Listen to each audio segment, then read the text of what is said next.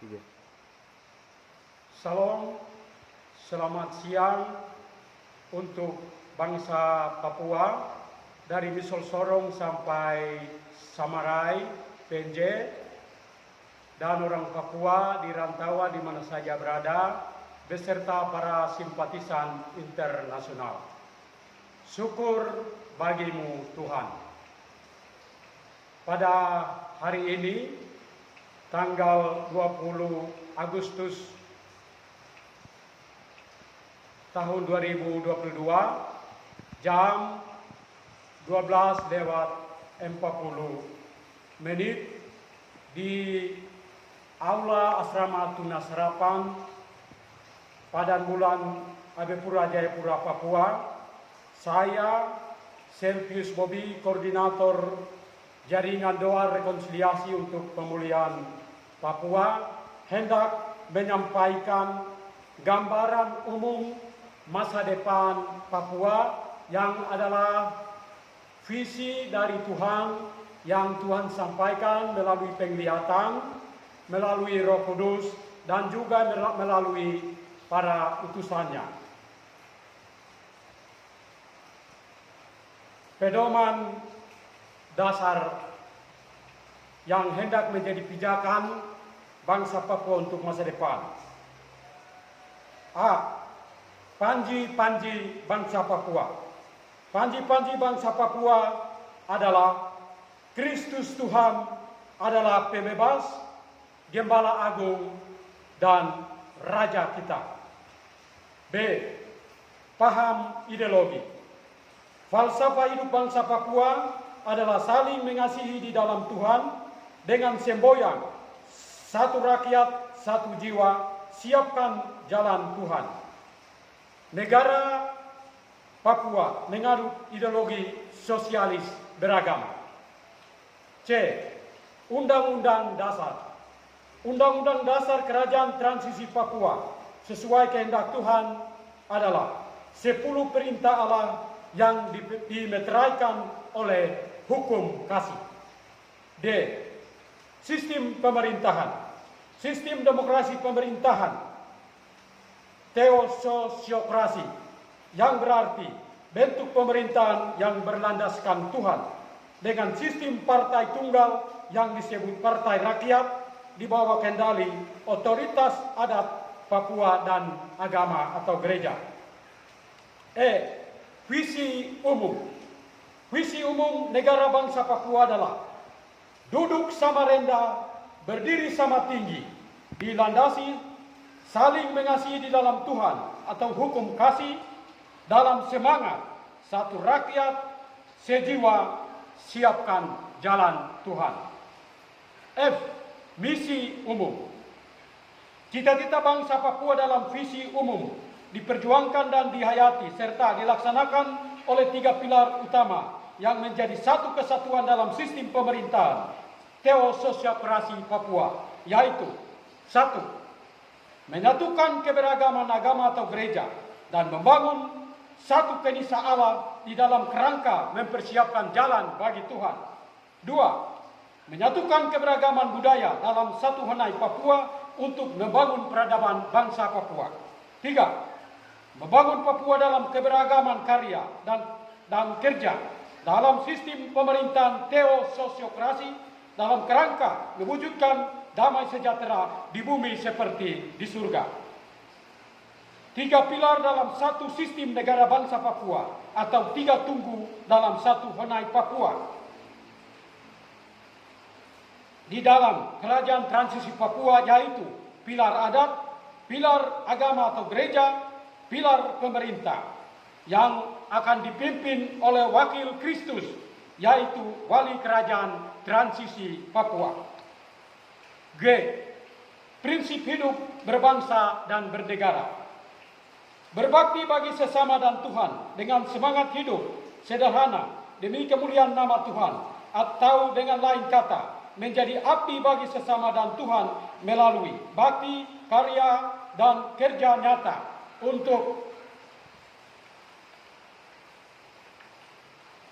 untuk kebahagiaan bersama demi kemuliaan nama Tuhan.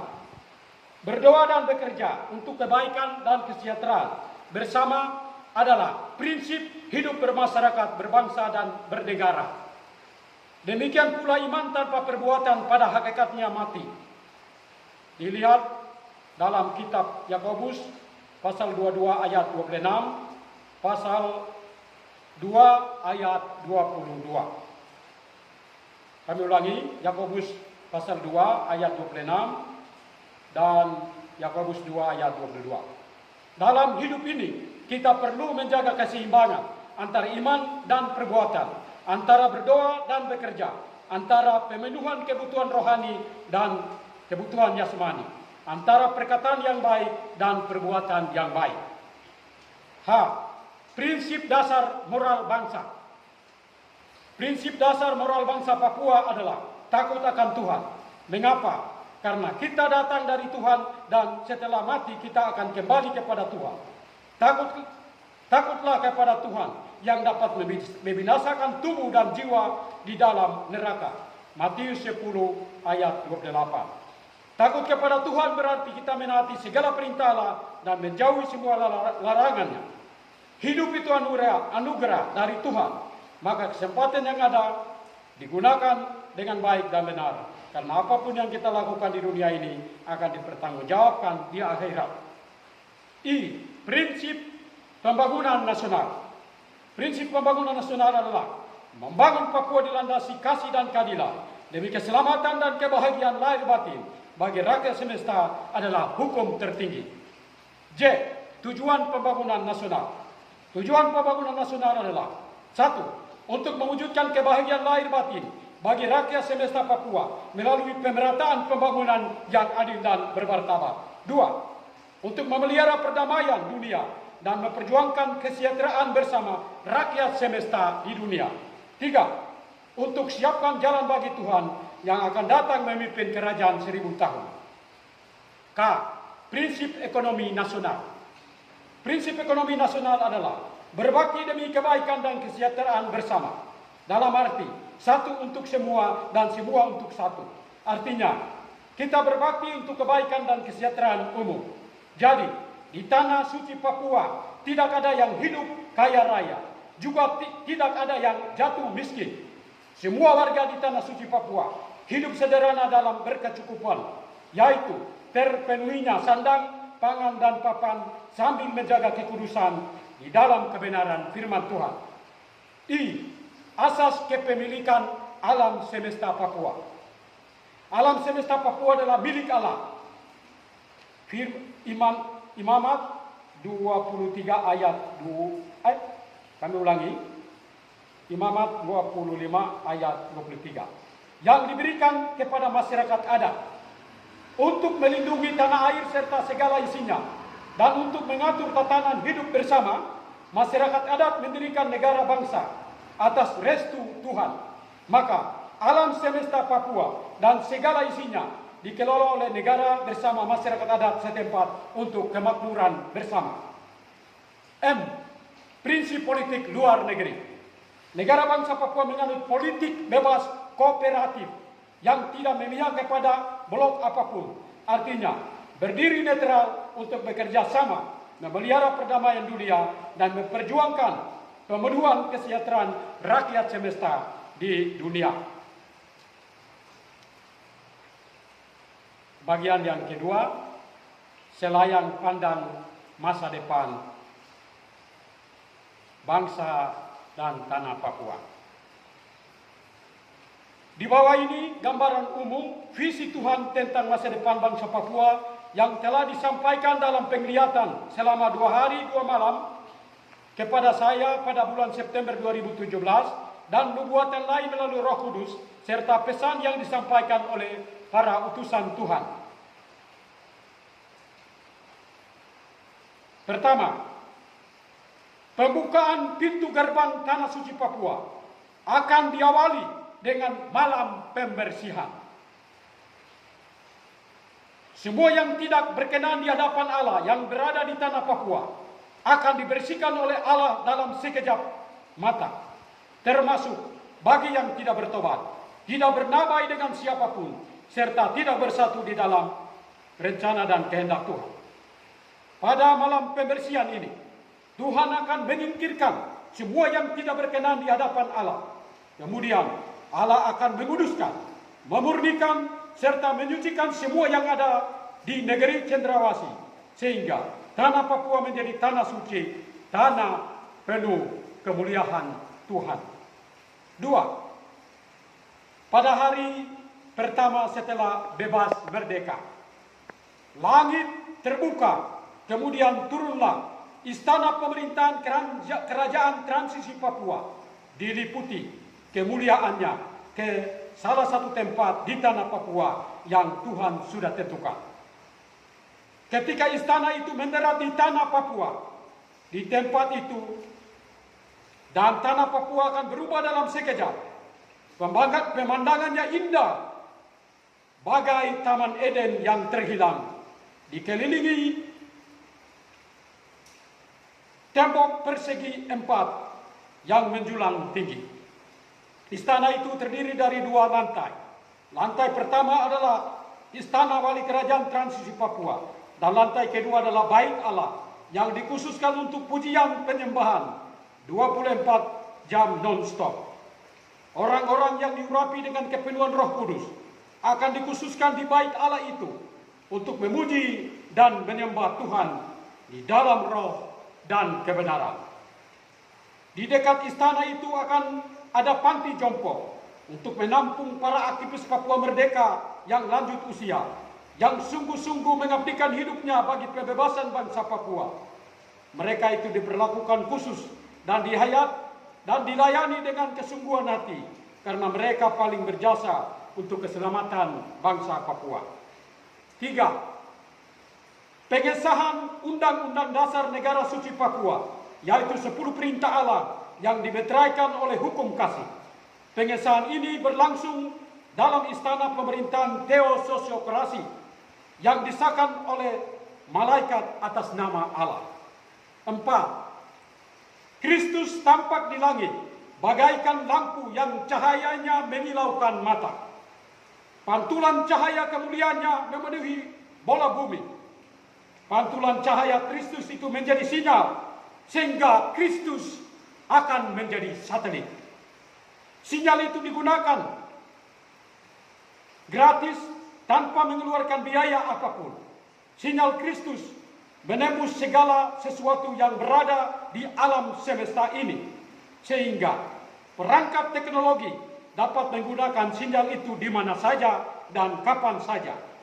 Sinyal Kristus menjadi filter atau penyaring untuk memonitoring segala perbuatan manusia, yaitu komunikasi secara lisan maupun secara tertulis melalui teknologi elektronik apapun. Komunikasi yang mendatangkan dosa atau kejahatan, secara tiba-tiba sinyal akan hilang, sehingga tulisan atau data tidak terkirim atau komunikasi lisan terputus, karena Kristus sendiri menjadi satelit dan akan menjadi filter. 5. Pada malam harinya adalah malam pujian penyembahan di pelosok negeri Papua, dari Misol Sorong sampai Samarai PNJ. 6. Penyatuan gereja Tuhan, baik Kristen maupun Katolik, bersatu dalam satu gereja Tuhan, di dalam nama yang baru, bukan nama yang ada sekarang. Nama gerejanya terdapat dalam kitab suci perjanjian baru yang sudah dimeteraikan, yang saat ini kami tidak bisa buka karena sudah dimeteraikan. Yesus Kristus sebagai kepala hendak akan datang memimpin kerajaan 1000 tahun, sehingga tubuhnya harus bersatu di dalam satu organisasi gereja, seperti di awal gereja perdana. Penyatuan gereja Tuhan akan dimulai dari Papua untuk mempersiapkan jalan bagi Tuhan. 7. Pertahanan keamanan oleh pasukan Laskar Kristus di bawah Panglima Malaikat Agung Mikael. Pasukan Laskar Kristus akan mengawasi semua perilaku manusia di tanah suci Papua. Ketika seseorang berpikir melakukan perbuatan jahat dan memulai melakukan perbuatan jahat, maka Pada saat itulah pasukan Laskar Kristus akan menangkap orang itu dan langsung dipenjara. 8. Kesejahteraan warga negara akan diperhatikan oleh negara. Rumah tempat tinggal setiap keluarga bagi warga negara akan disiapkan oleh negara. Rumah keluarga satu model bagi setiap warga negara, baik pengusaha, karyawan, pegawai maupun petani. Setiap warga negara mendapat gaji per bulan dari negara, baik dari janin berumur 2 bulan di dalam kandungan hingga usia tua akan mendapat gaji pokok yang nilainya sama. Hanya yang membedakan adalah tunjangan-tunjangan khusus bagi pegawai dan karyawan. 9. Biaya kesehatan dan pendidikan di Tanah Suci Papua menjadi tanggungan negara. Seorang anak tinggal bersama dengan keluarga sewaktu masih TK dan SD. Ketika lanjut ke SMP, semua anak masuk dalam penampungan di asrama.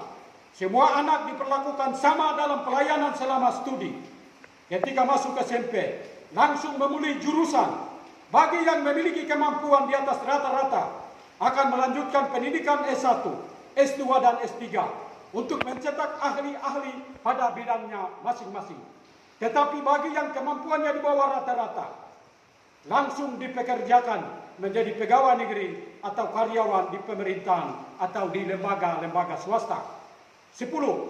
Setiap orang wajib bekerja dan berdoa di Tanah Suci Papua.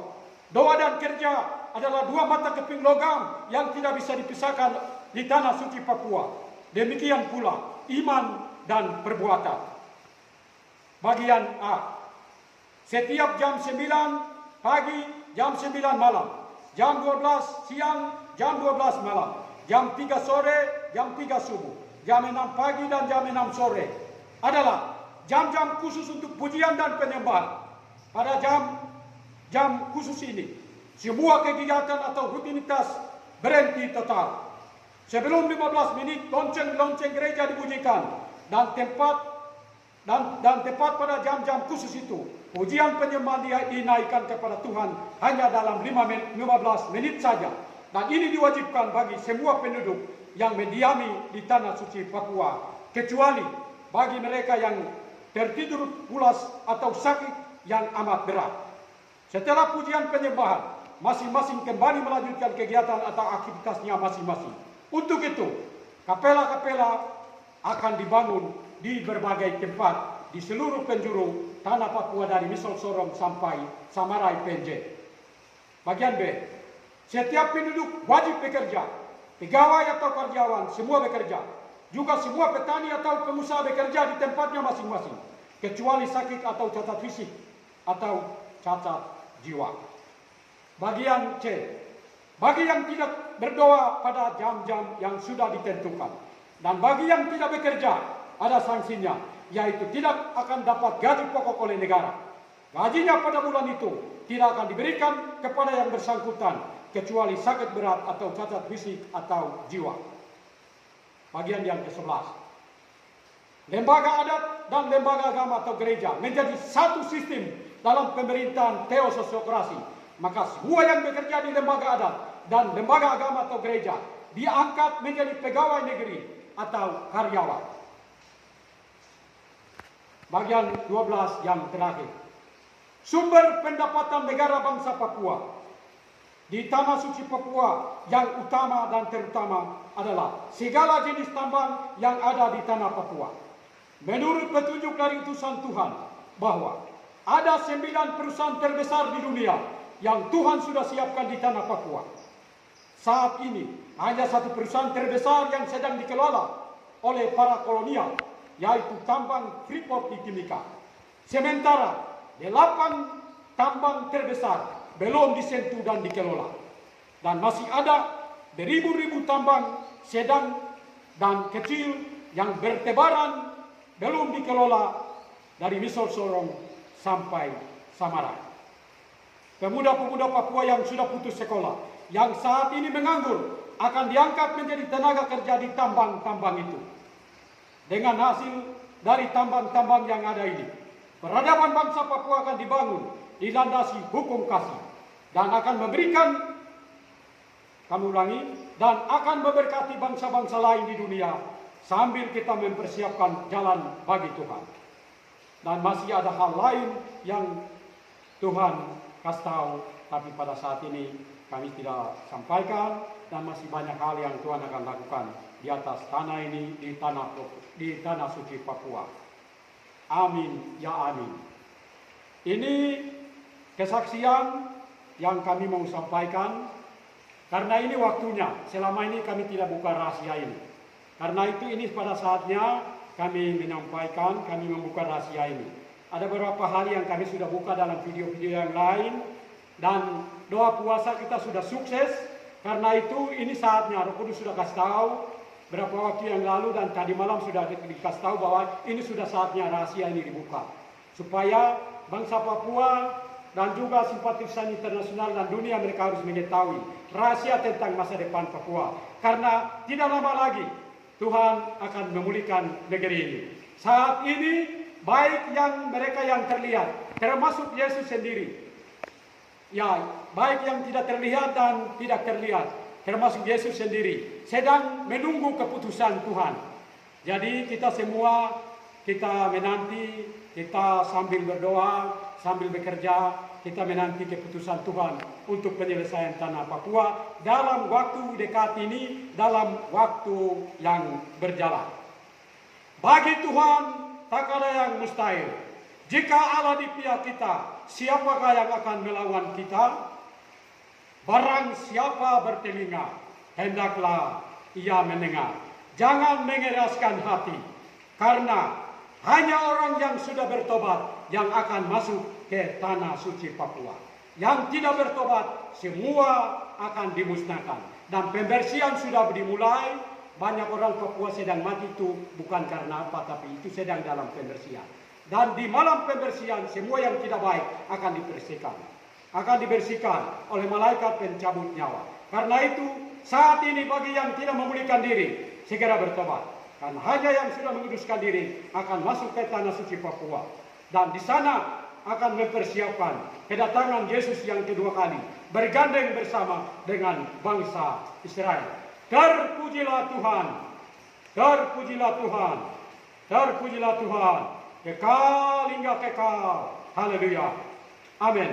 Merdeka, merdeka, merdeka. Salam.